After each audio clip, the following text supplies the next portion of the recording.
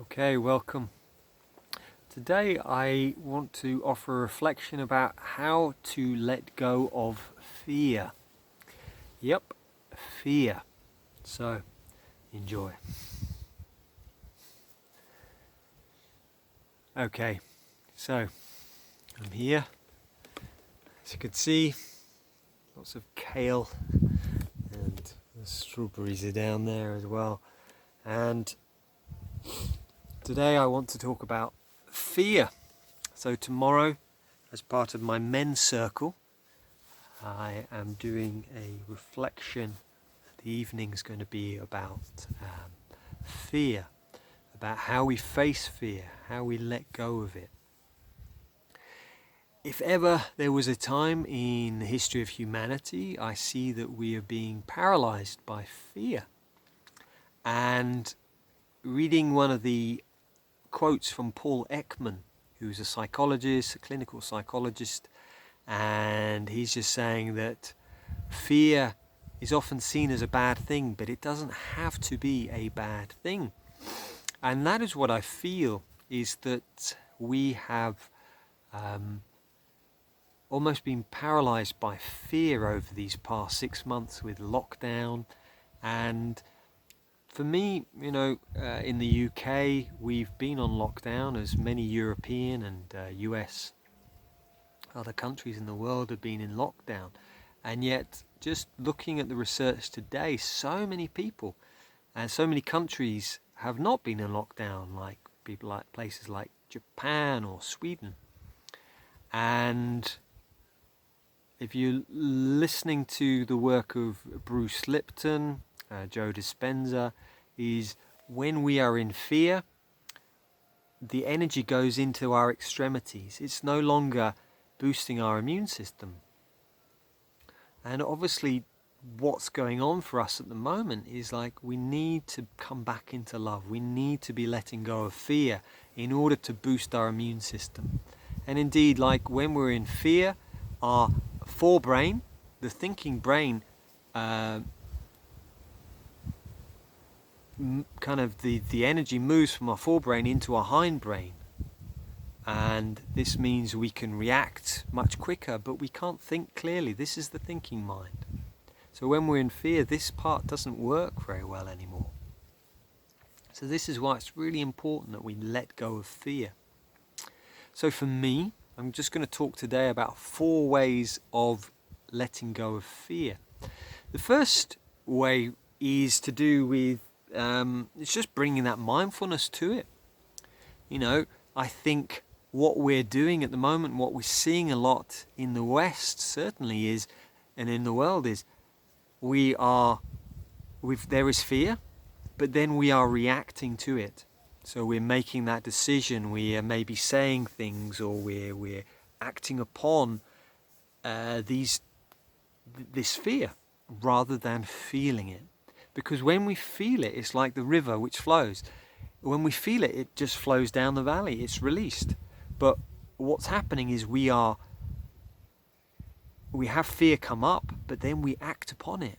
And we act out of fear, and therefore we are creating situations which are not making things any better, they're making things worse.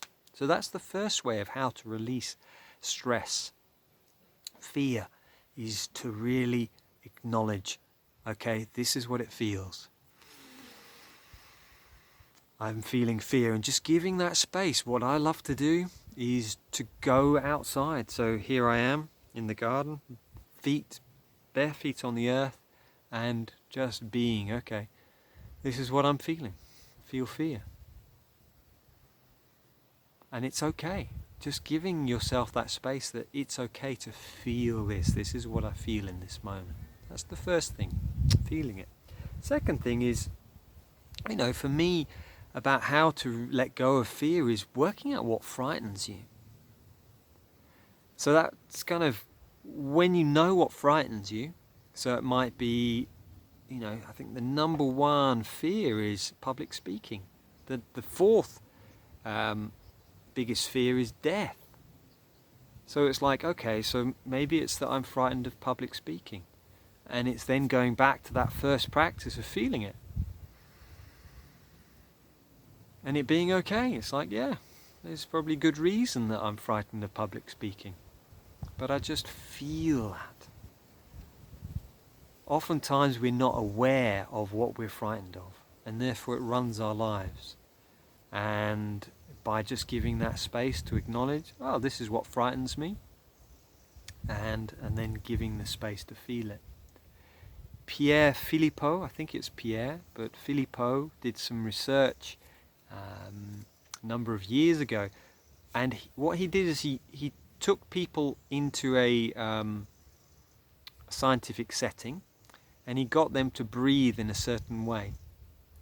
If people were in fear, they would breathe quite short. If they were in anxiety, short, shallow breaths. When people were feeling calm, serene, they were breathing deeply.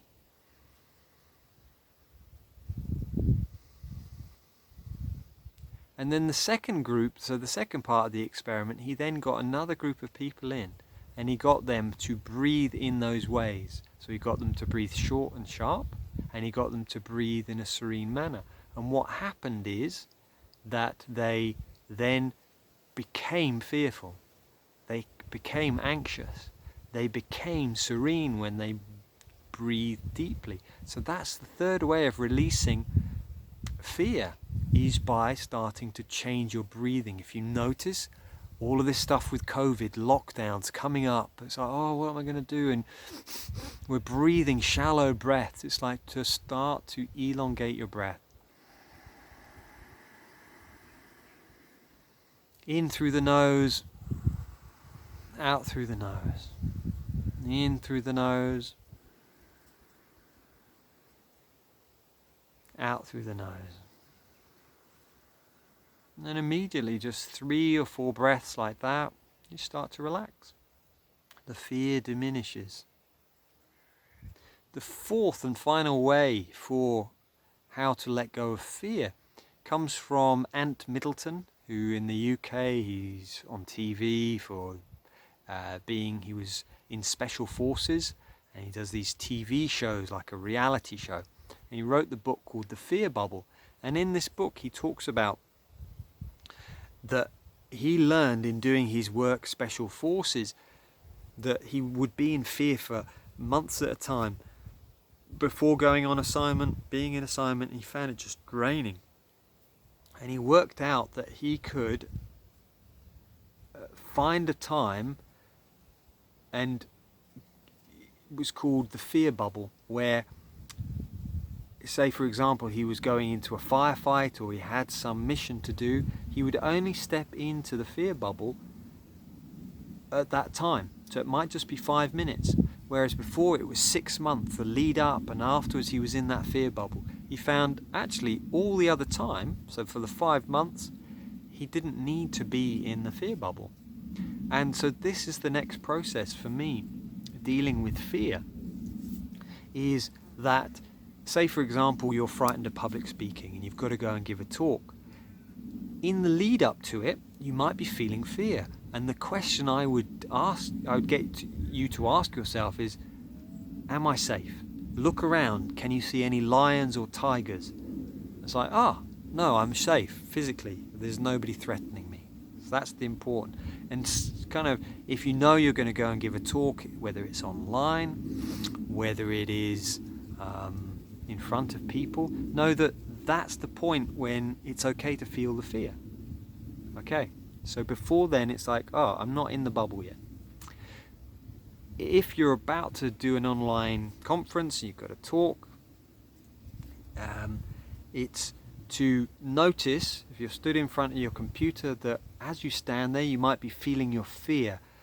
Notice that it's like you've got the fear bubble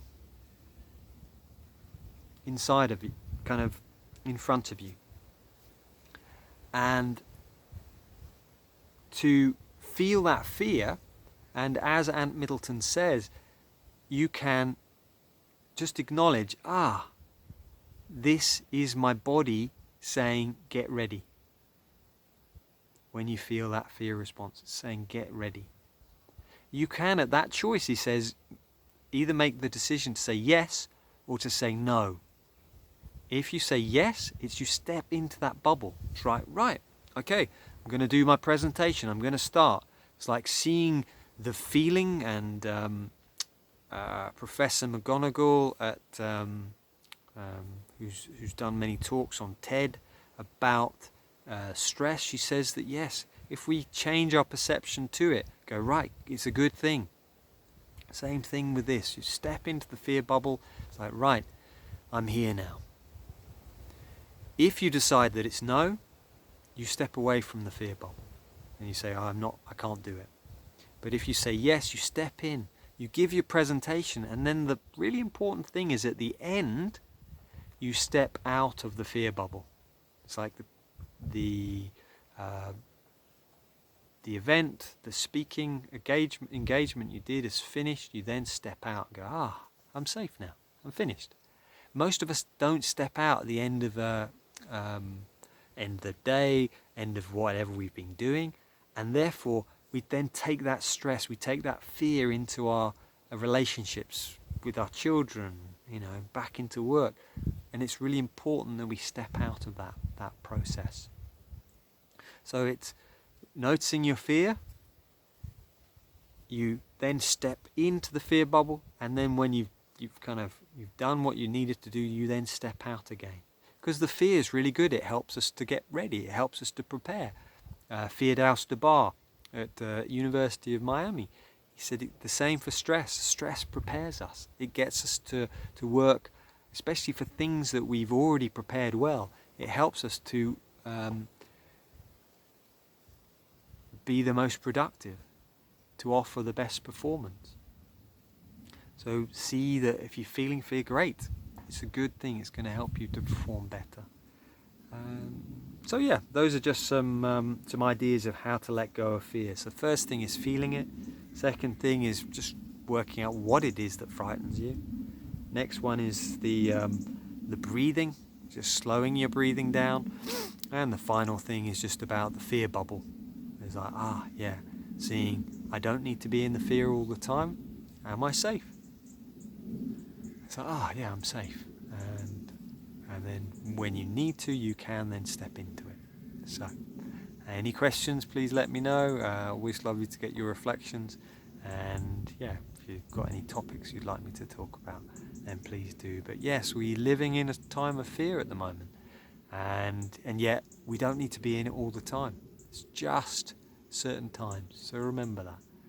And through these processes, that will help you. Okay, take care. Bye for now.